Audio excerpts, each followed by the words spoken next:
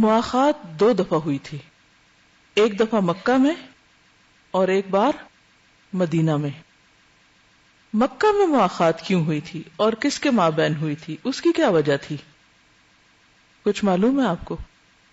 یعنی مسلمانوں کی مسلمانوں کے ساتھ بھائی چارے، دوستی یا آپس کی محبت اور ایک دوسرے کی مدد اور ایک تعاون کی فضا قائم کرنے کے لیے۔ جیسا کہ آپ جانتے ہیں کہ مکہ میں بھی بعض لوگ ایسے تھے کہ جب وہ مسلمان ہوئے تو ان کے گھر والوں نے ان سے رشتہ ناتا کاٹ لیا۔ کوئی مثال یاد ہے؟ مصعب بن عمیر کی والدہ نے کیا کہا تھا؟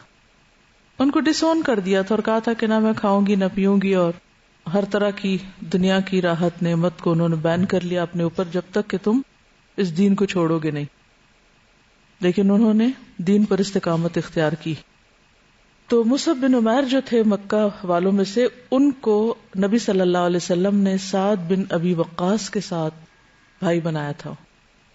آج کے دور میں آپ نے ایک لفظ سنا ہوگا، بڈی کیا ہوتا ہے؟ کلوز فرینڈ، جو اتنے قریبی دوست ہوتے ہیں کہ جیسے بہن بھائی ہوتے ہیں آپس میں، یعنی جیسے خونی رشتے ہوتے ہیں ان کی طرح ہو جاتے ہیں۔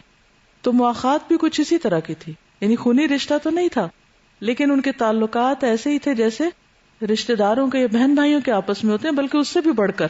آپ یوں سمجھے کہ جیسے نبی صلی اللہ علیہ وسلم نے سعد بن ابی وقاص کو مصعب بن عمیر کا بڈی بنا دیا تھا۔ اب آسانی سے سمجھ آئے گی بات۔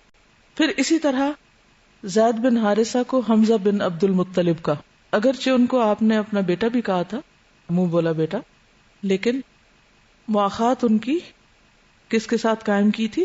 حمزہ بن عبد المطلب کے ساتھ۔ اسی طرح زبیر بن العوام عبداللہ بن مسعود کے ساتھ تھے، یعنی ان کے بڈی تھے۔ جب مدینہ میں مسلمان آئے تو پھر دوبارہ مواخات قائم ہوئی، اور یہاں پر موسٹلی مواخات جو تھی مہاجرین اور انصار کے بیچ میں تھی۔ تقریباً 186 مہاجروں نے مدینہ کے مسلمانوں سے مواخات کی تھی، 186۔ سیرت کے اس مثال سے، اس طرز عمل سے، یعنی ایک بہت زبردست قسم کی رشتہ داری تھی یہ، یا ایک تعلق تھا کہ جس کی مثال تاریخ میں کہیں اور نہیں ملتی۔ اللہ کی محبت بھی بندوں کی محبت کے تھرو ملتی ہے۔ اس مواخات میں ہم دیکھتے ہیں کہ ایک دن ایک شخص کام کرتا تھا اور دوسرا دین کی خدمت، دوسرے دن دوسرا کام کرتا تھا اور پہلا دین کی خدمت، علم کا سیکھنا سکھانا، یا جو بھی کوئی اور کام ہوتے تھے، تو وہ تقسیم کار بھی ہو جاتی تھی، ان کی شفٹس بھی ہو جاتی تھی۔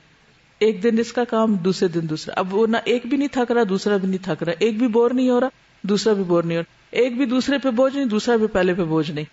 نبی صلی اللہ علیہ وسلم نے 2 کا لفظ بھی فرمایا ہے، یہ نہیں کیا کہ ایک مہاجر جو ہے وہ کسی ایک پوری فیملی کے ذمہ کر دیا گیا ہو۔ ابن اسحاق کی روایت میں آتا ہے کہ رسول اللہ صلی اللہ علیہ وسلم نے اپنے اصحاب سے کہا کہ تم لوگ 2 شخص اللہ کی راہ میں بھائی بھائی بن جاؤ، تم میں سے 2 شخص اللہ کی راہ میں بھائی بھائی بن جاؤ۔ تآخوا فی اللہ اخوین اخوین۔ اس کے بعد سب سے پہلے آپ نے خود حضرت علی بن ابی طالب کا ہاتھ اپنے ہاتھ میں لے کر کہا، ھذا اخی، یہ میرا بھائی ہے۔ ویسے بھی وہ آپ کے چچا زاد بھائی ہی تھے۔ تو اس طرح وہ جو اجنبیت تھی وہ ختم ہو گئی، کوئی کسی کے لیے اجنبی نہیں رہا، بلکہ وہ آپس میں ایک دوسرے کے لیے مانوس ہو گئے، یعنی ایک بردرہڈ قائم ہو گئی۔ دیکھیے، جب انسان کو یہ پتا ہوتا ہے نا کہ دنیا میں کوئی ہے، اس کا کوئی اس کا سپورٹر ہے، کوئی اس کا مددگار ہے، کوئی اس کو ہیلپ کرے گا، ایک کانفیڈنس ڈیولپ ہوتا ہے کہ میں اکیلا نہیں ہوں اس راستے میں، میرے ساتھی ہیں اس راستے میں۔ اللہ سبحانہ و تعالیٰ نے نبی صلی اللہ علیہ وسلم کو فرمایا کہ آپ اپنے آپ کو ان لوگوں کے ساتھ باندھ کے رکھیں جو صبح و شام اپنے رب کو پکارتے ہیں اور ان سے نگاہ نہ پھیریں۔ یہ تھا صحابہ کے ساتھ آپ کا تعلق۔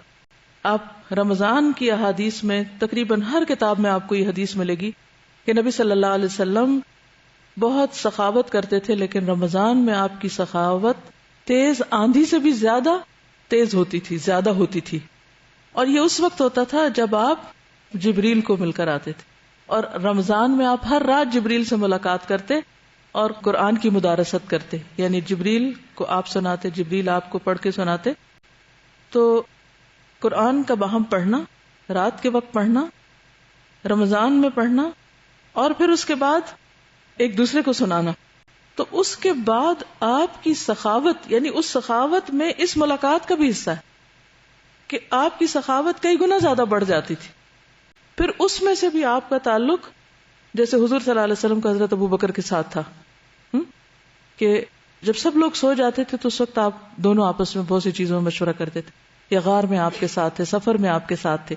پھر آپ دیکھیے کہ ان سارے انسانوں سے باہر نکل کے ایک اللہ سبحانہ وتعالیٰ کے ساتھ محبت کا تعلق جو ہر تعلق سے پھر بالا ہو جاتا ہے، اور باقی ساری چیزیں اس کی خاطر اور اس کے تحت آتی ہیں.